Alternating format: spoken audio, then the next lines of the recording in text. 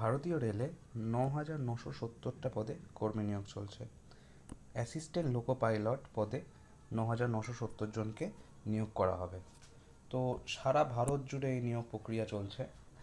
মোটামুটি ২১টা জোনেই কিন্তু এই নিয়োগ প্রক্রিয়াটা চলছে। তার মধ্যে যেমন কলকাতা, মালদা, শিলিগুড়ি, এছাড়া আহমেদাবাদ, এলাহাবাদ, ভুবনেশ্বর, চণ্ডীগড়, সব জোনেই মোটামুটি এই নিয়োগটা চলছে। ঠিক আছে।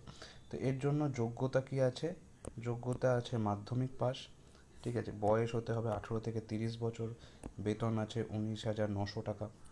তো বয়সের ছাড়ও দিয়েছে। SC/STদের জন্য 5 বছর, আর ওবিসিদের জন্য 3 বছর, আর যারা ফিজিক্যালি চ্যালেঞ্জ আছে তাদের জন্য হচ্ছে 10 বছর। ঠিক আছে।